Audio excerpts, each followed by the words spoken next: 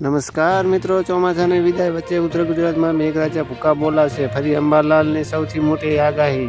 હવામાન નિષ્ણાત અંબાલાલ પટેલે ગુજરાતમાં આગામી વરસાદી માહોલ અંગે મોટી આગાહી કરી છે, જે દર્શાવે છે કે ચોમાસાની વિદાયની વચ્ચે પણ રાજ્યમાં કેટલાક ભાગોમાં ભારે વરસાદની શક્યતા રહેશે. ચોમાસાની વિદાયને લઈને વેપારીઓની મુસીબતમાં આવી ગયા છે. ફાફડા જલેબીના વેચાણ પર ગંભીર અસર થઈ શકે છે. નવેમ્બરની શરૂઆતમાં વાતાવરણમાં પલટો. લાંબા ગાળાની આગાહી કરતા અંબાલાલ પટેલે જણાવ્યું છે કે નવેમ્બર મહિનાની શરૂઆતમાં દક્ષિણ ભારતમાં ભારે વરસાદ થશે, જેના કારણે ગુજરાતના વાતાવરણમાં પણ પલટો આવશે. આગાહીઓને ધ્યાનમાં લેતા ખેડૂતો અને સામાન્ય નાગરિકોએ આગામી દિવસોમાં સંભવિત વરસાદને અનુલક્ષીને જરૂરી તૈયારીઓ કરવી હિતાવહ છે. જોકે આ માત્ર આગાહી હોવાથી હવામાન વિભાગ દ્વારા જાહેર થતી સત્તાવાર માહિતી પર પણ ધ્યાન રાખવું જરૂરી છે.